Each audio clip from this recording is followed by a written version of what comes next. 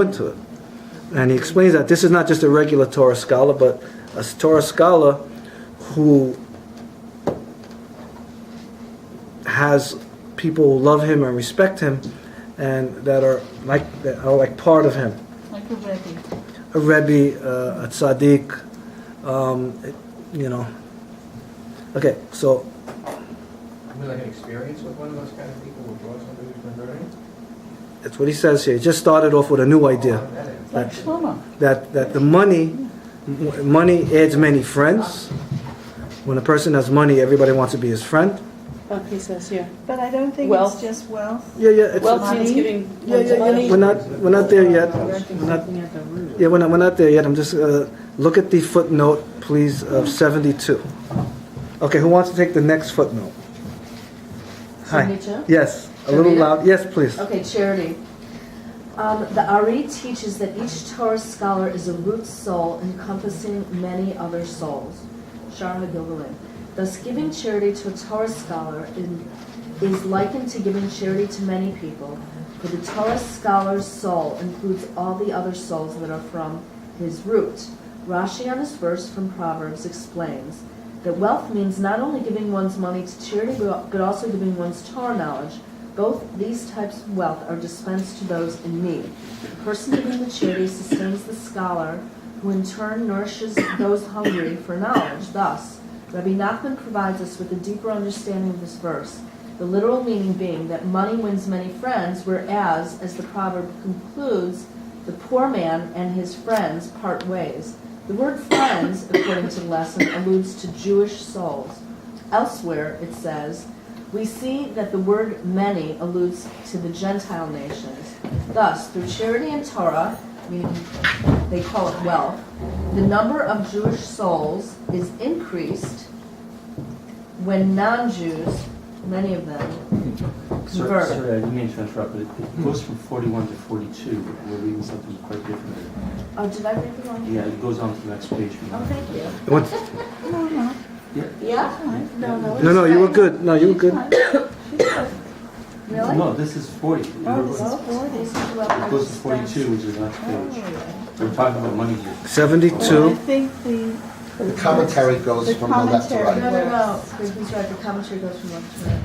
Okay, it is. So keep going, right? she was right. How exactly? Because then the next Okay, thus, Through how charity. exactly does this happen, we will now be told.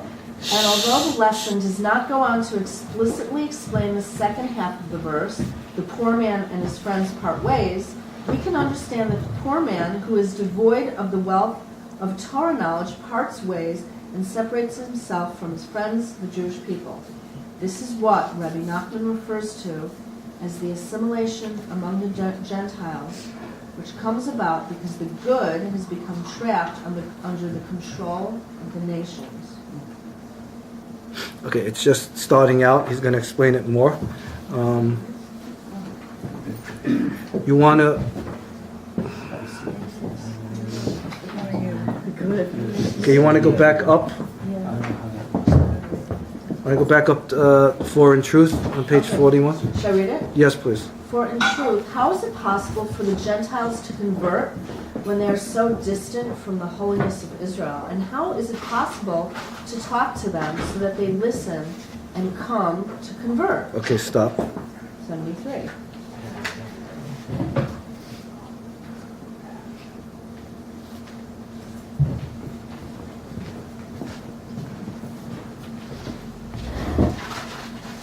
How does it happen that they, being so distant from Israel, come to convert? How does it happen that they are able to hear and relate to spiritual concepts from which they are so far removed? Even a person that's not religious, all this stuff is gibberish. Yeah. Right? Okay, so keep going on in the main body. But just as when someone is very far away from his friend and cannot talk to him so that he can hear, he has to write him a letter. What text? It is likewise necessary to send them, the Gentiles, an aspect of writing until they can hear, even though they are distant. Okay, stop.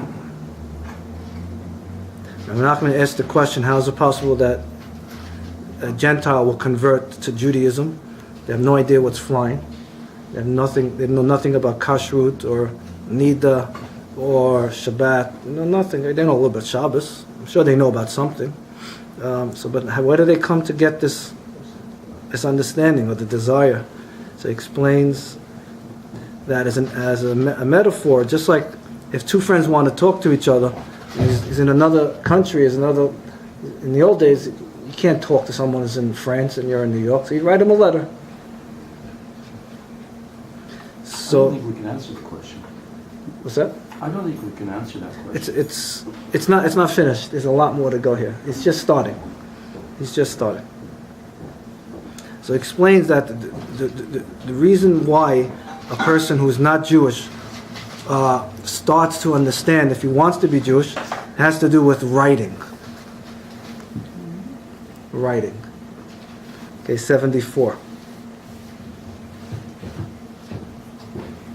Okay, that's really not a good footnote. Okay, keep going in the main body. Oh, it just means to be shown. That was what he said down there, by the way. Okay, you want to say it? You can No, say I it. just want to say the bottom of Yeah. where so when he says he has to, what does writing mean or whatever?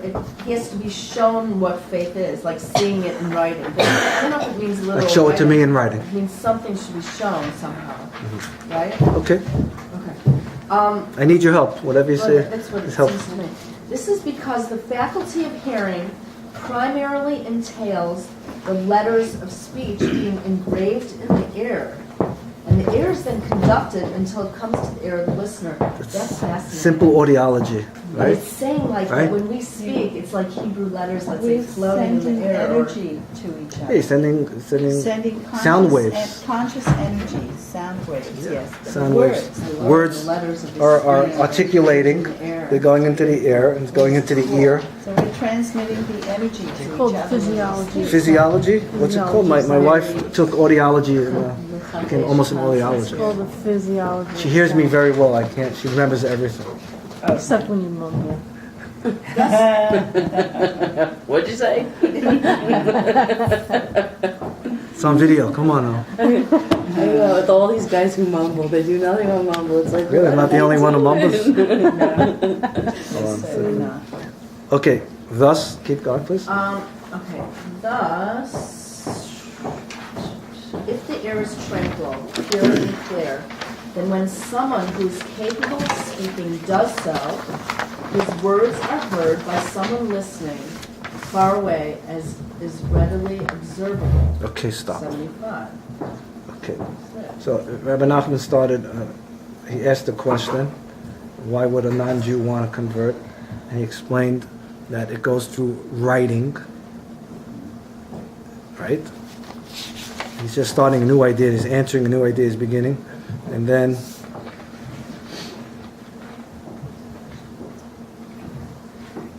Well, with Rabbi Nachman, you have to go through it all in order to Yeah, understand what he said even at the beginning. Yeah. So he says that when you write something, it's like you're hearing it. When you're reading something, it's like you're hearing it, but you're reading it. Right? So he explains that when you hear something, it's the letters going through the airwaves, going into your ear. So he says that if the air is clear, then someone can hear. If it's noisy, like on the 59th Street, there's two express trains going at the same time, it's unhealthy decibel level, you don't hear nothing. But sound alone does not create understanding. Right. He's just explaining on a very simplest level of what hearing is. How are we doing with the time? Good. Okay, you want to take the next one? But Sure. when? Page 43. But when there is a storm wind, then his friend cannot hear. This is because the wind confuses and separates the parts of the air. They become so spread out that his friend finds it impossible to hear even the sound, and certainly not the words themselves.